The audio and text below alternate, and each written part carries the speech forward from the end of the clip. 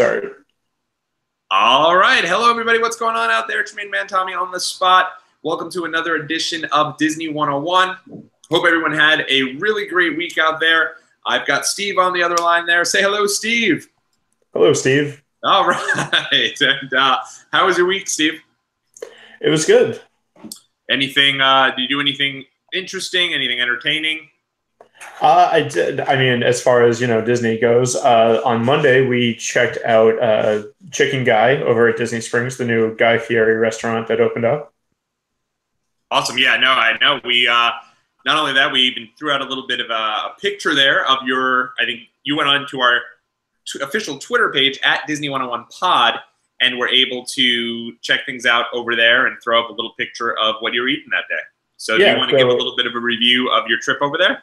Absolutely, yeah. So we, my wife and I, we went to Chicken Guy, and we went probably around 7 o'clock or so.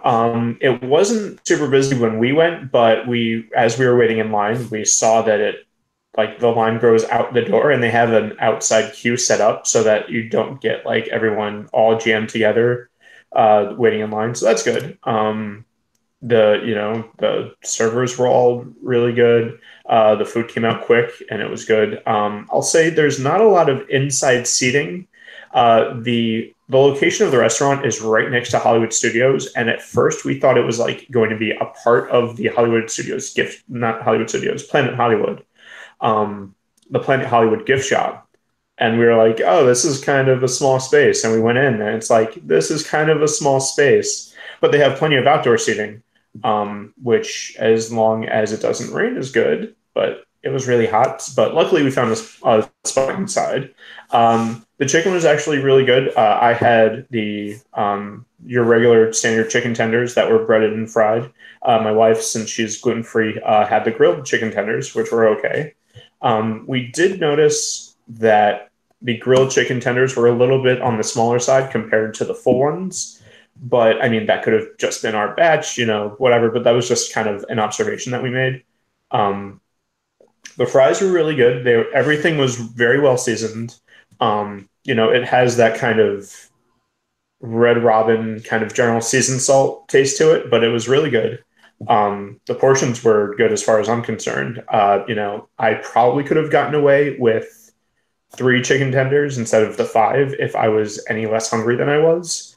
I was starving, but three tenders for anyone that's not starving is probably a good idea. And the sauces it's a really awesome concept as far as being able to choose these different sauces. And they actually have someone coming around with extra sauces in case you want any. That's awesome. And where in Disney Springs is this located? So it's kind of if you're familiar with the area, it's next to Planet Hollywood. So where the big observatory is, it's actually right next to it. It's kind of part of the same building that houses the gift shop and everything. Okay. So it's it's right by the orange lot, and it's not too far away from the lime lot either. You kind of have to, if you park in the lime lot, you go out, you hang a left, and you walk through that kind of on the inside, the covered part of where all the shops are, where Tommy Bahama and Columbia are, and then you go right outside and it's to the right. Now, is this right now the go-to spot in Disney Springs? There are a lot of people there. That's what it seems like. At least it's one of your fast casual quick service restaurants, and it's pretty, as far as the menu goes, it's pretty straightforward. So if you have those kids that are those picky eaters that just, I want chicken and french fries, go there and they'll be happy. Or if I go to Disney Springs and or if you go to, no, you're good. You've been a lot better. Yeah, I have much better since I met my wife. But back in the day, that would have been my spot, a go-to every time I went down there for sure. Do they have how expensive? And I know that one of the big selling points of Chicken Guy so far has been the price of it. How was it? Was it cheaper than the other restaurants? It definitely was. So they do a combo meal where it's 3 tenders, and you can either get breaded or grilled.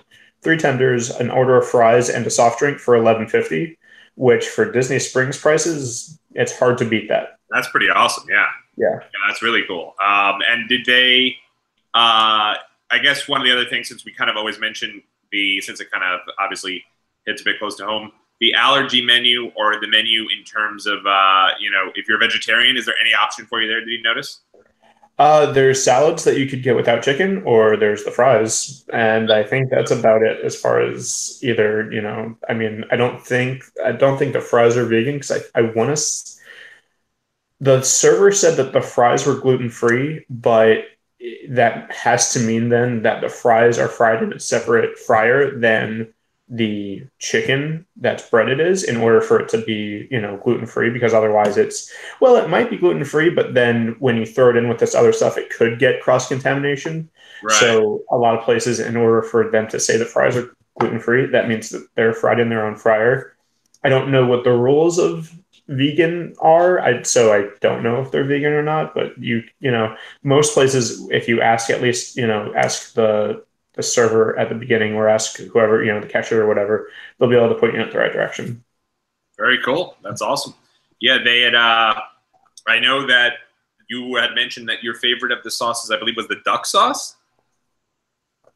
The donkey sauce. Donkey sauce. There you go. So it's Guy Fieri. So there's definitely a Guy Fieri-ness to everything, where there's you have all of his abbreviations and all of his silly names for everything. But the donkey sauce was, in my mind, a fancier version of what we used to call fancy sauce, when you would take a ketchup packet and a mayo packet and mix it together. Okay. It's like that, but professionally done. Gotcha. Well, that's cool. And so, is it kind of like you have to go up there and you have to go and request this sauce, or is it like all the sauces are on the table and you just kind of can have fun and go nuts with all of them? No, I would love to say that it's you go nuts with everything. Kind of like if you've ever been to Tijuana Flats, how they have like the sauce bar. I would love to say that that's what it is, but it is not. You order the sauces when you order all of your food. And you get 2 sauces with your order, but then you can also either order extra, or they have the sauce slingers walking around for refills. Okay, cool. Well, hey, it sounds awesome. I can't wait to go down there when I head to Disney Springs next time around, at least to give it a shot. And I think it's good that there's a cheaper alternative, and obviously Guy Fieri is a bit of a character himself. So there'll be people going down just to kind of see, what his place is all about. Oh, yeah, absolutely. Moving along here, it's a little bit of a lighter news week. You had a cool story you wanted to talk about, but before we do get there, I did want to quickly mention that, where is it? It appears that Disney Hollywood Studios is right now offering early morning magic event to skip the lines in Toy Story Land, where you can actually go to the park a little before it opens and basically get to ride the 3 rides there: Slinky Dog Dash, Alien Swirly Saucers, and Toy Story Mania. And it'll also include meet and greets in the land with Woody, Jesse, and Buzz Lightyear. This according to WDW News Today. And Tom Corliss put out this story here.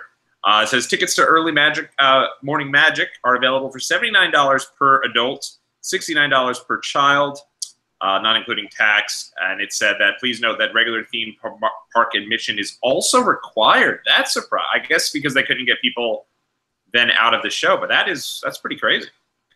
Yeah, and that's for $80 for 3 rides and some meet and greets. That I'm not a fan of that. No, it sounds completely nuts. I'm not a fan of it myself. And then you have to do is right now one of the deals that, can you hear me? Yeah. I'll be honest, I for some reason cannot see you, which is strange. But okay. So I'm going to attempt to get back over there.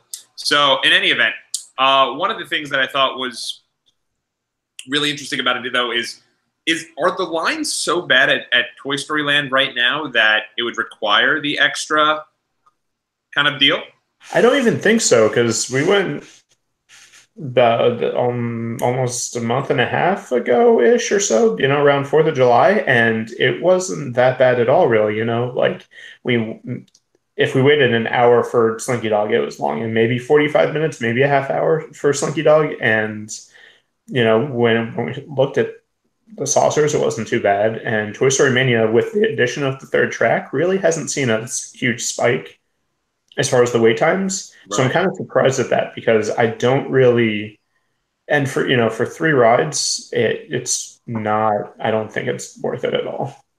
Yeah, no, that's that seems like a little bit much, even for Disney there to get folks there, and I feel like it doesn't even say that it includes a meal or anything like that. You'd assume they'd give them like breakfast or something for going there for that.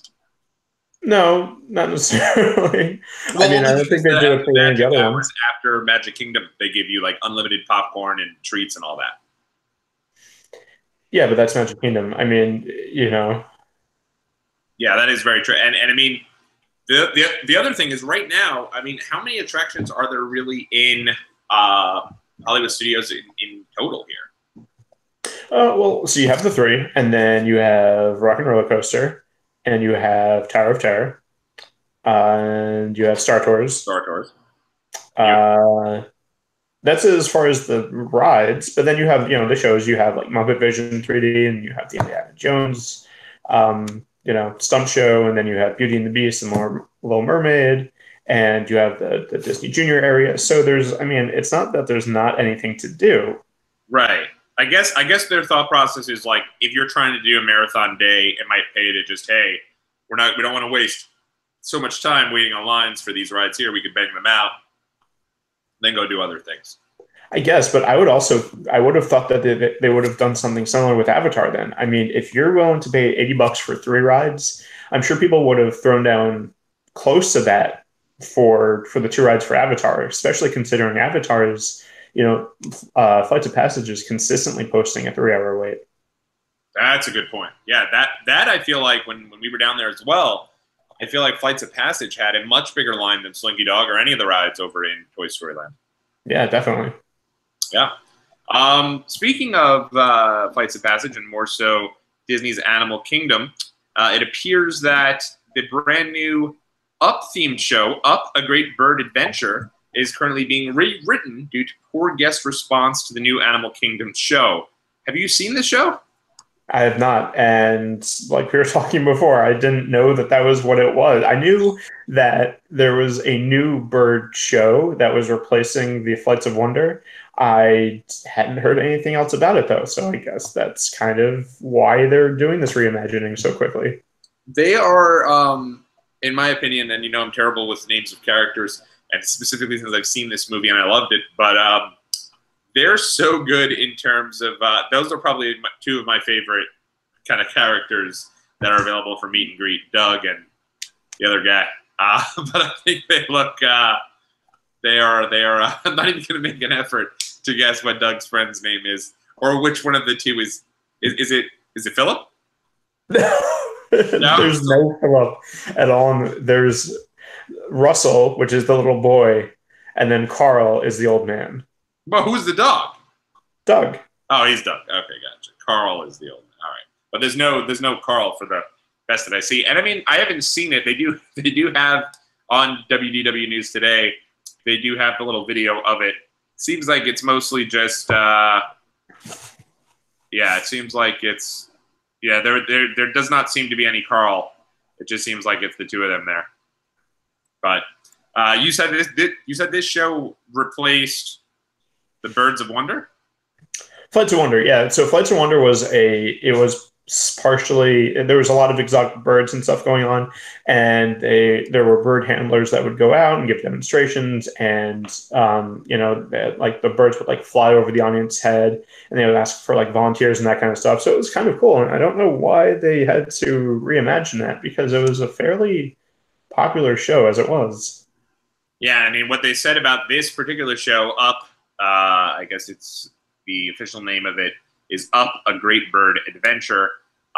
They are basically going to be, it said that many a guest had cringed from the painful dialogue between live actors and costume characters as the live winged cast member performed live various acts. Disney has noted this and is now having the show rewritten to be funnier and more entertaining. Reportedly, a comedian from outside the company is being brought in to fix the show. It is unclear when a revamped version of the show might debut, but work has begun to correct the issues and as well as produce a nighttime version as it starts getting darker earlier in the day soon enough. So I'm guessing. I wondered that did people like start booing during the show? I wouldn't know if they necessarily started booing, but they may have started leaving, or they may have just. I mean, you can if you're a performer, you can very easily read the crowd and read whether or not people are interested or not. You know, if I can tell having 25 students when I'm up and teaching and I can see that no one is interested, I know I have to change something. So I'm sure the performers and everyone involved with Disney can see that if in a crowd of 300, or more or whatever it is, if you're not getting a response, then it's okay. We have to do something. But there was nothing wrong with the bird show that there was there. So I don't know why they needed to change it in the first place. Yeah, and I also wonder if they got rid of the kind of that character meet spot. I'm assuming they probably did if they had these characters up on the stage. And that sucks because that's a great little that's a great photo op with the characters, and maybe people just would have preferred to do that than go see them perform on the stage. Maybe.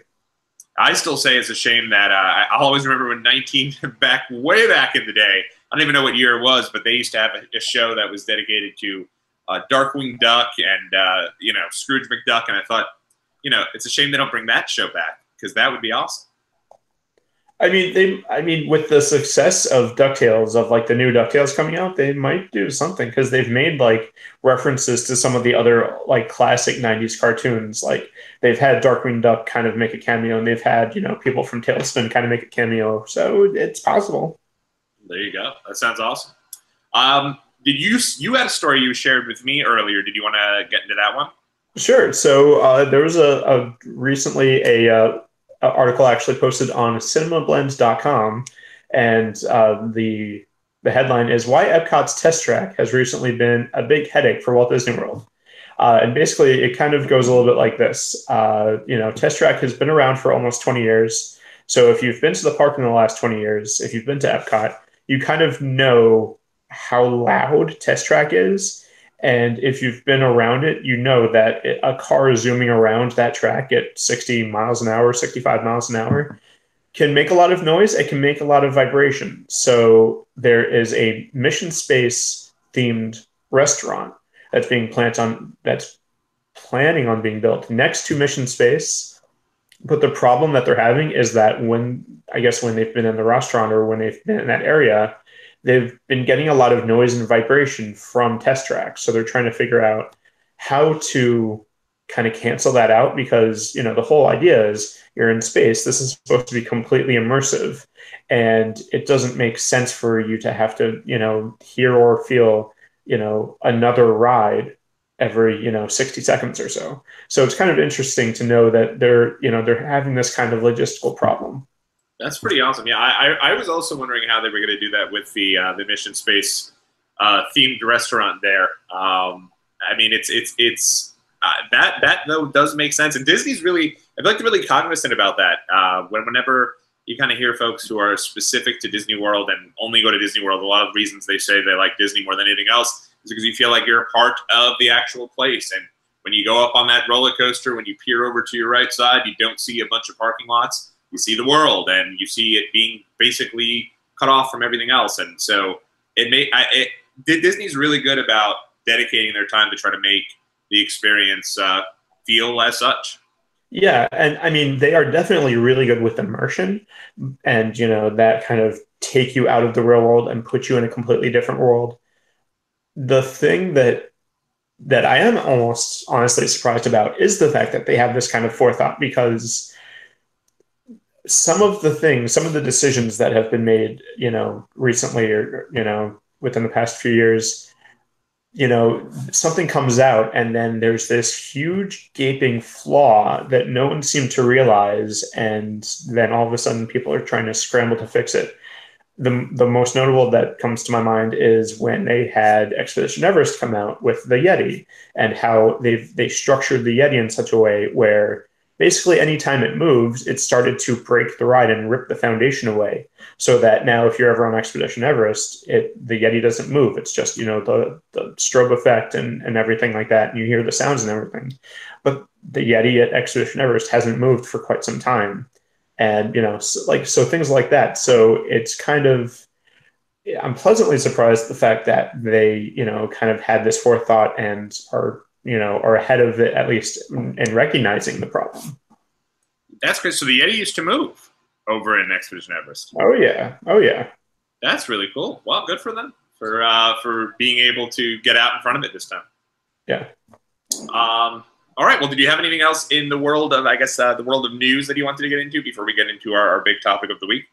The only thing that I'm super excited about is that the Star Wars half marathon Run Disney event is open for early registration. If you're an annual pass holder, such as myself, or a Disney Vacation Club member, you can start registering. You actually can have been able to register for, I think, a couple of days now. The official registration date starts on August 28th, so in 5 days. And that is for both the actually, let me get the full name is the Star Wars Rival Run Weekend. And then you can also sign up for the Kessel Run if you want to take part in the Star Wars virtual half marathon as well. That's very cool. And when is the marathon that you're doing? The marathon is going to be the Run Disney weekend is from April 4th to 7th. So you have 4, 5, 6, 7. So the usually the kids races and that kind of stuff is on the first day, which is going to be a Thursday. The 5K will be on Friday. The 10K will be on Saturday, and then the half marathon will be on Sunday. And you're going to do the half marathon? I'm going to do the challenge, so I'm doing the 10K and the half marathon.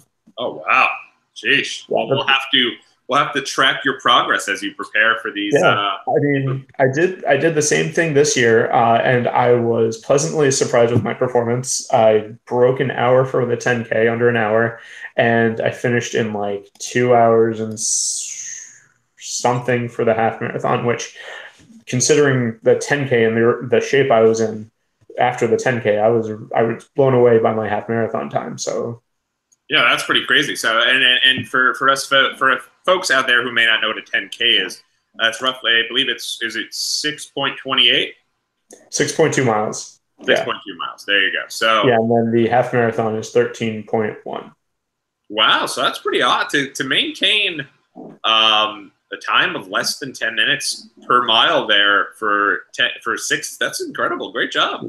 Yeah, and so I mean, the prices are it is a Disney event, and it does come with that Disney premium kind of tacked onto it as far as the price goes.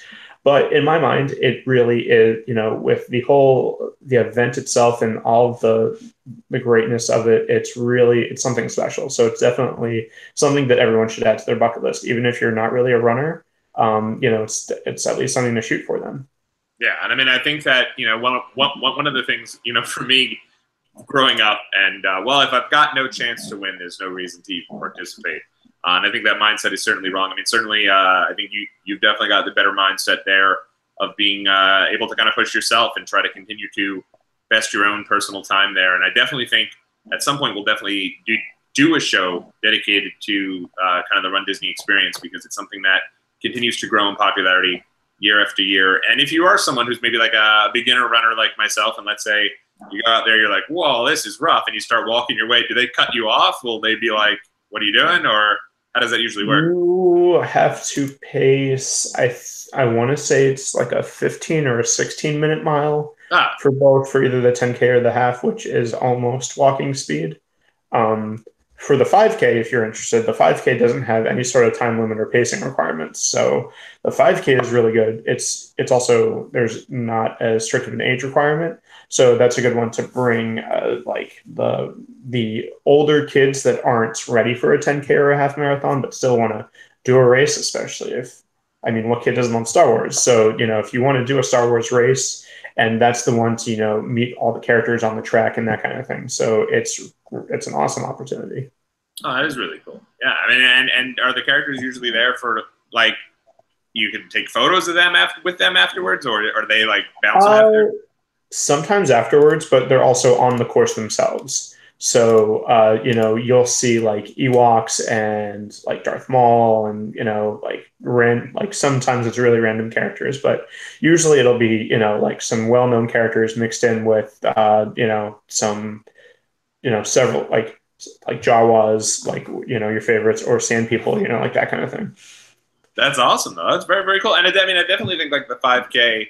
Also, if you're like a beginner runner and you're just getting your stuff going, like my wife and I are in the process of joining a kickboxing class, and I think that with folks like that are starting to kind of try to get themselves into good shape, I think it might be an idea to try out the 5K and see if running is your gig. Well, yeah, I mean, and I think they say like something along the lines of if you can train and do and finish a 10K, then you can do the half marathon too. Oh, gotcha. You might not do, you might not, do like a stellar time, but hey, the first time, it's your personal best. So.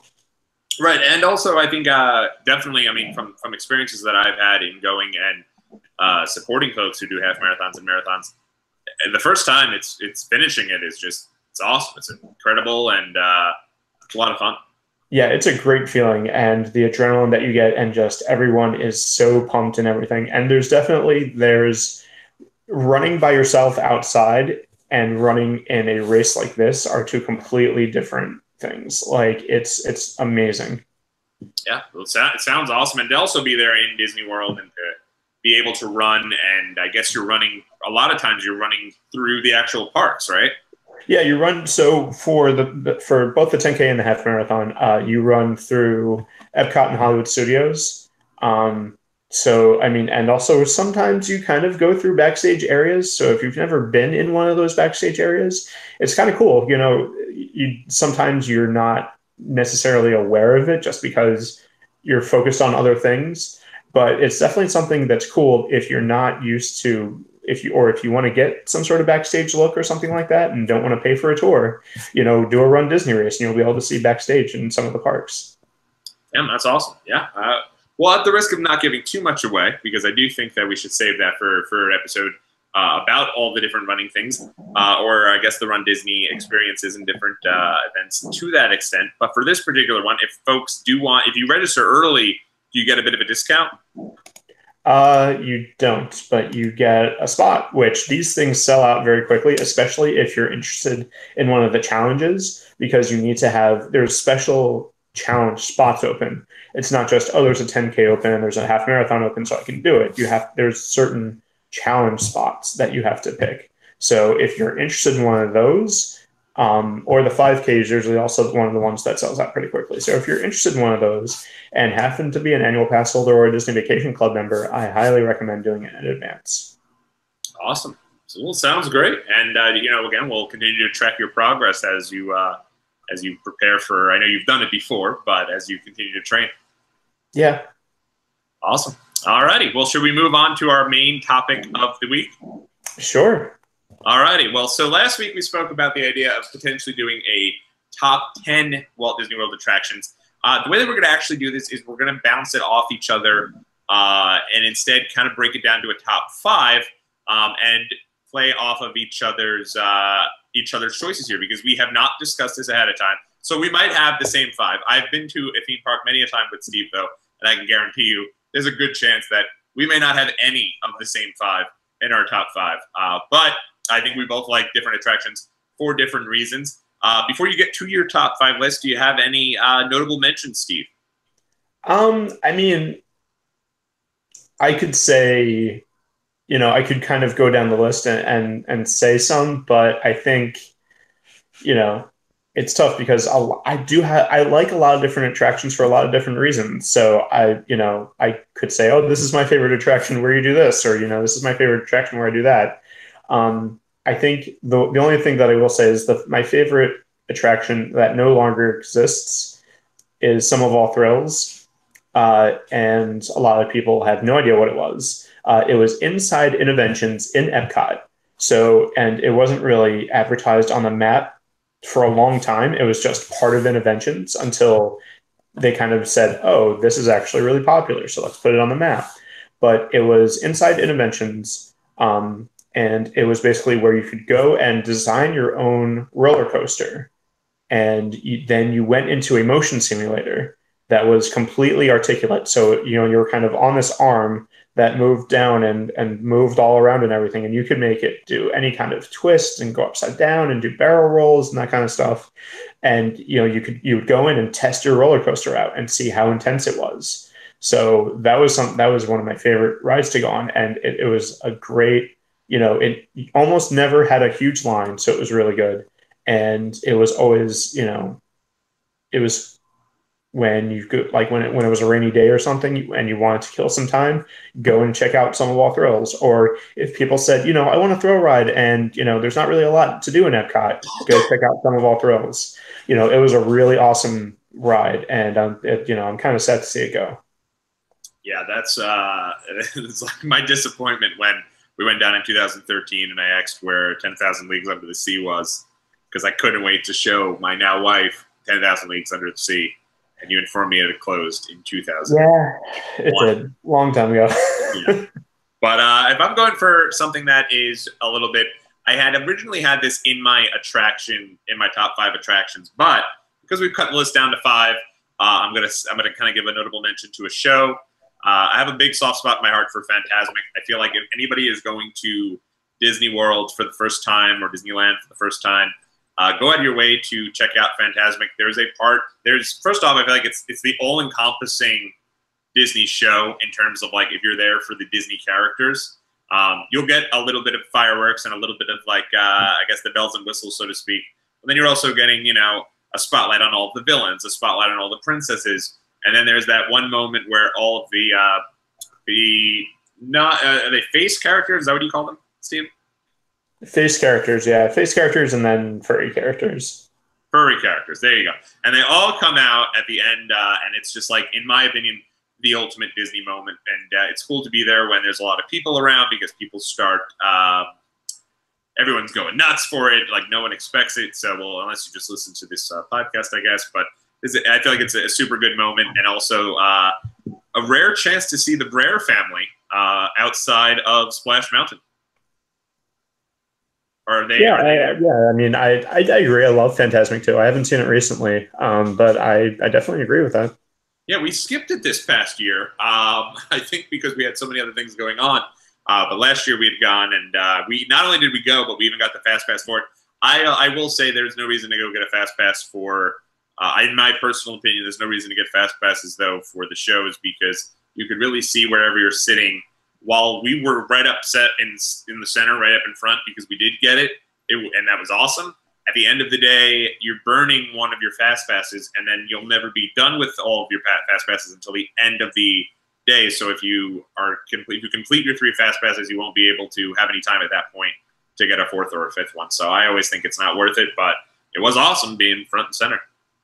Yeah, I mean, I agree with the not getting a Fast Pass for the fireworks, except for Illuminations, under the condition that if you're one of those people that always goes to the rides and maybe either not necessarily looking to go on Test Track or Soarin', or if the Fast Passes are already taken, I would grab an Illuminations Fast Pass, because the area that they do the Fast Pass reservations in is pretty cool.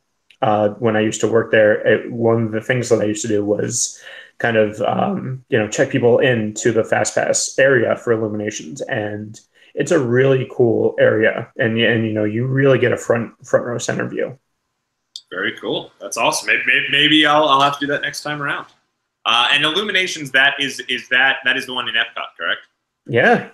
There you go. I'm coming around. In fairness, though, I know that after Wishes ended, they started the new show over at Magic Kingdom, which during my bachelor party weekend, we bolted past while I kept trying to get everyone to turn around and watch. But I guess it wasn't really a bachelor party type thing to watch together.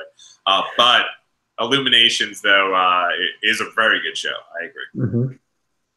All right. So did you want to get started with your top 5 list? Sure.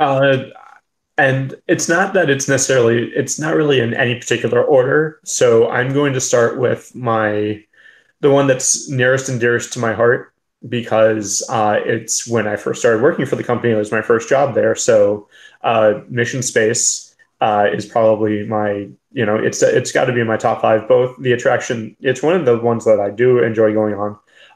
But it's one of my favorites just because, it's where I got my start with the company. So it always has a sentimental spot. I think first off, the first time I ever went on Mission Space, I got the sickest I've been arguably in my entire life, as did my my wife. And when my wife gets sick, she's not as big of a trooper as me. If I get sick, whatevs, I get sick and then continue the day. My wife, it'll like take her out of action for a couple hours. But doing the version that doesn't spin, which I only noticed just earlier this year at my bachelor party, it's a great time. I know you probably think that might be you know, a little silly, but honestly, if you got an upset stomach like myself and you don't do great with nausea, I'd say give that a shot. It's really a lot of fun.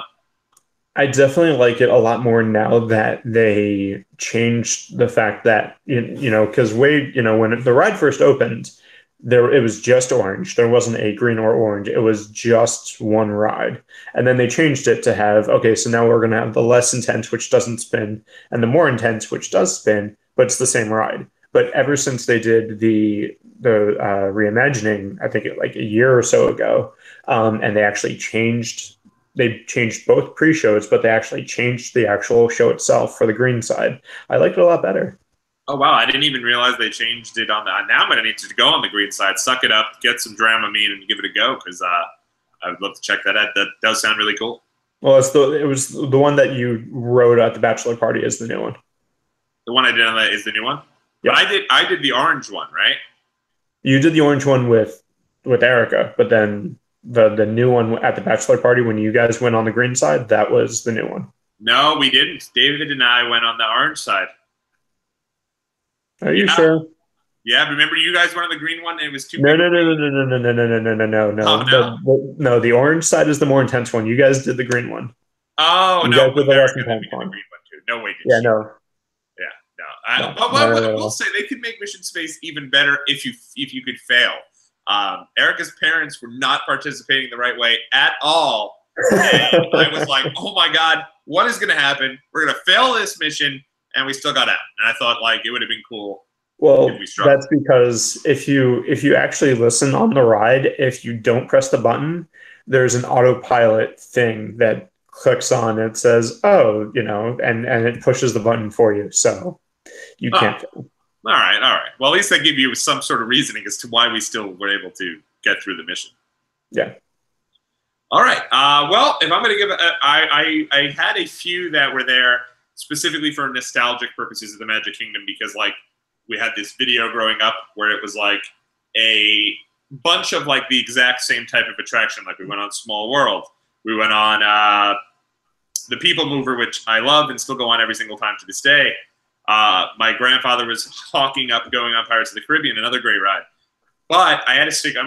Since I had to condense the list, I wanted to do one kind of nostalgic attraction in terms of the Magic Kingdom, and so I went with the Country Bear Jamboree, kind of as my fifth attraction. And it also cuts base. For me, this was always the AC attraction.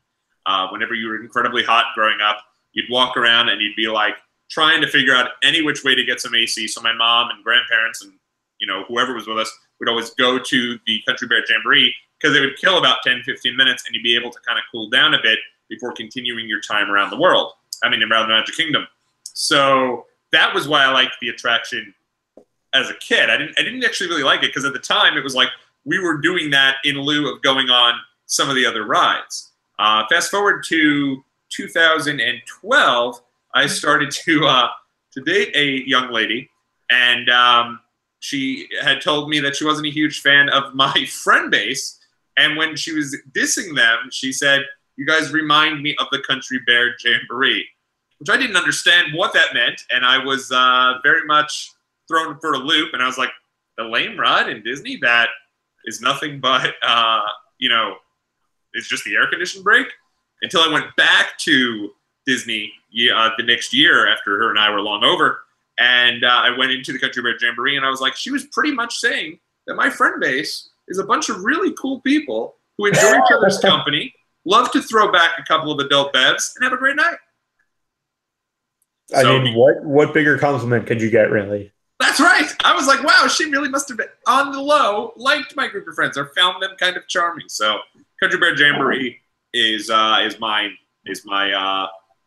first of the 5 attractions. Okay. Let's see. I would say my next one would probably be Expedition Everest.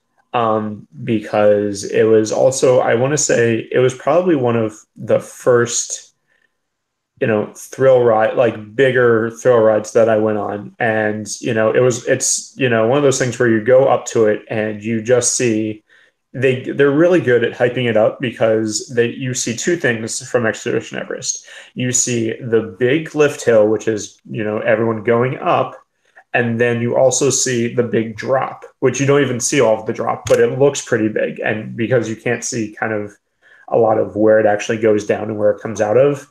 So they do a good job of hyping it up. And I love the theming of it. And, there's a couple of kind of inside jokes that we have when we go through it and that kind of thing. So all around, it's probably one of that's definitely top 5 favorite.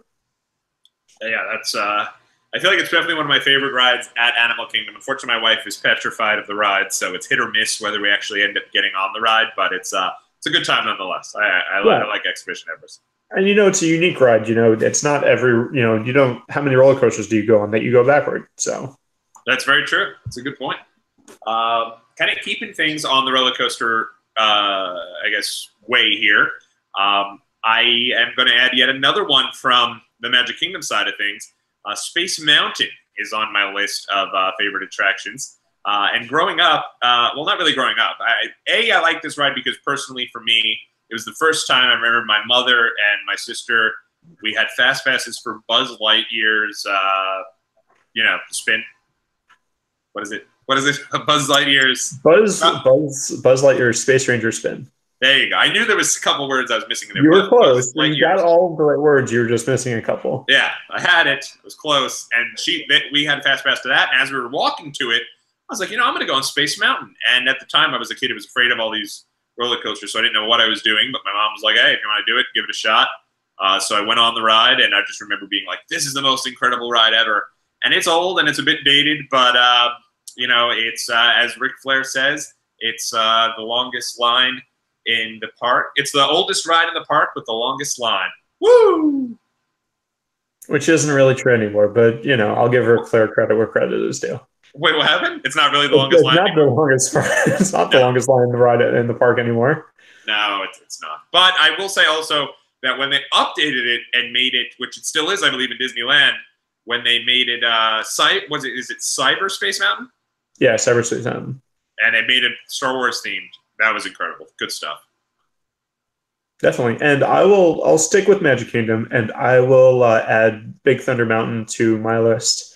Partially because I it, also because it also kind of holds a little bit of nostalgia for me because the first time that my wife and I went on it was right before I proposed to her, because I did the absolutely corny thing and proposed to her in front of Cinderella's castle. There you go. But right before we went on it, I had the ring in my pocket and I was going to propose, but I had it in the box so that I wouldn't lose it. So I had to make sure that I kept her on the opposite side of me so that she wouldn't either notice it or accidentally, brush up against me or anything.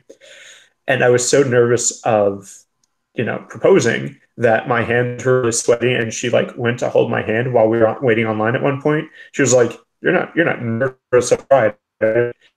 No, not at all. Or, I had to play it off like I was, completely cool. Then I'm like, no, this isn't what I'm scared about.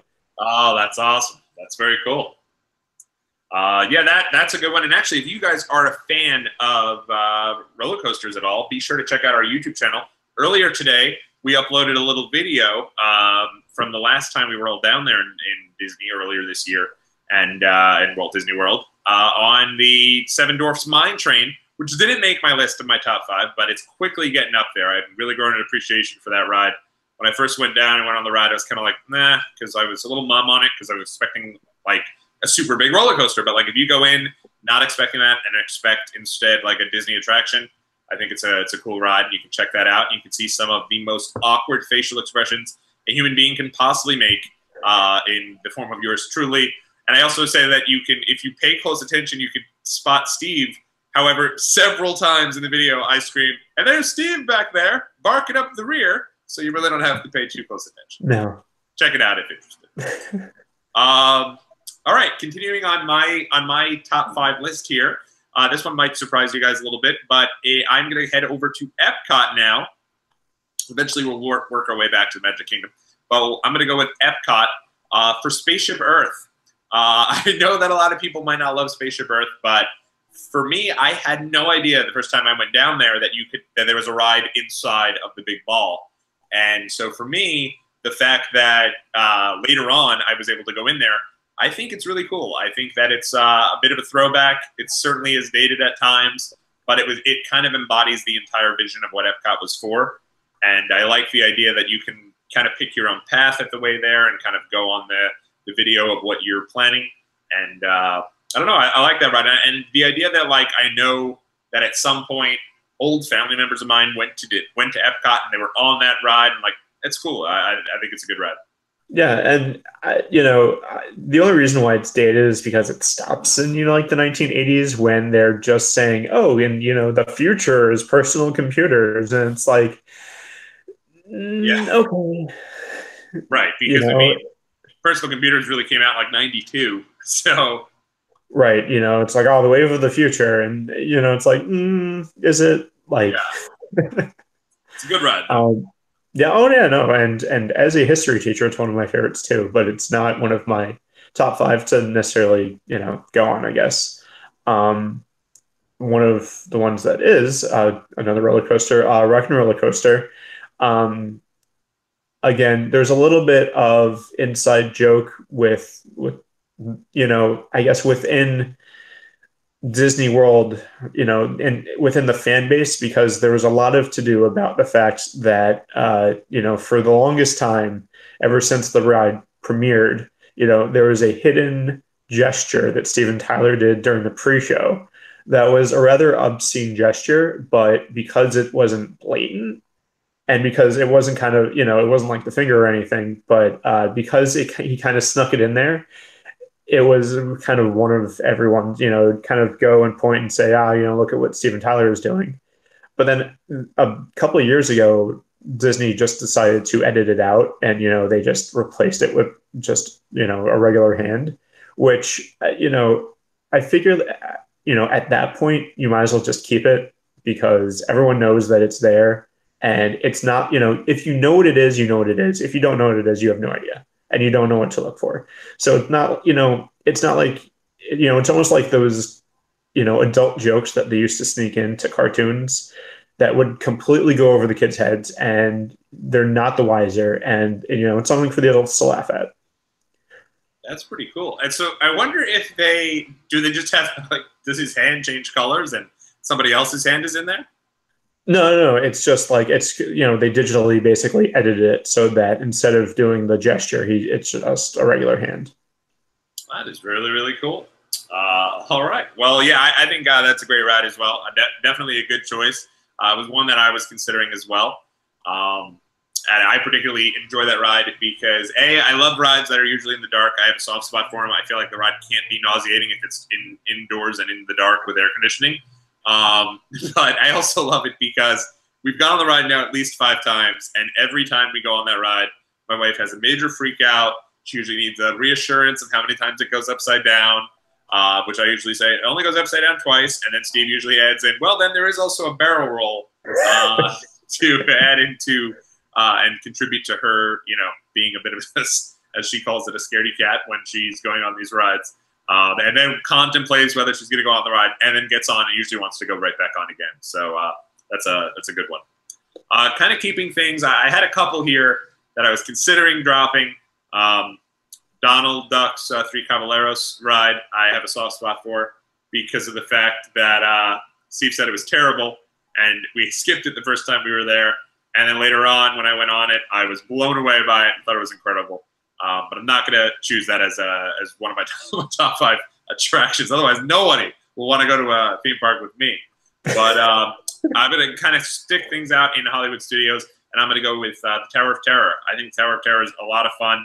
I like that I always am a big fan when Disney adds in something to get you, before you get started on a ride, and adds to it. And I think that they build the anticipation with, like, legitimately a pretty creepy, like, way up, so to speak, for the Tower of Terror. And I'll always remember the first time I went on it, My wife was afraid to go on the ride, so she kind of hung out, and Steve was nice because he had gone on the ride a couple times. He hung out with her, and I went with Steve's wife, and so I had to play it off like Joe Cool. But inside, I still remember like the Disney Christmas Parade when it was first being released, and then building this up as the most scary, most incredible ride ever. And I loved it. And later on, my wife did eventually get on and dropped many profanities on the way down, despite the family members, little kids on the ride with us. But it was a good time, and I like that ride a lot. Yeah, I agree. I feel like every time I go on Tower of Terror, I like it more and more. My wife also had to drag me onto Tower of Terror the first time that we went on back, way back when. But ever since then, more and more each time I go on it, I like it more and more, and I'm more willing to go on it again. So I could agree with you there. So my last one. Is this your favorite attraction now? I guess you could probably say that, and I'm sure everyone that knows me knows they're saying, "What are you talking about?" Of course, it's your favorite attraction. It's the Haunted Mansion, and which is considering the other 4 rides on my list are pretty big thrill rides, if not the 4 other biggest aside from Tower of Terror, like the 4 biggest thrill rides there are at Disney. Haunted Mansion to say is my number one. Definitely, I would absolutely say so. There's just something about the ride, whether it's nostalgia or just the theming and just overall execution of the ride, and the fact that it's one of the classics. Overall, just all around, it has to be my favorite ride.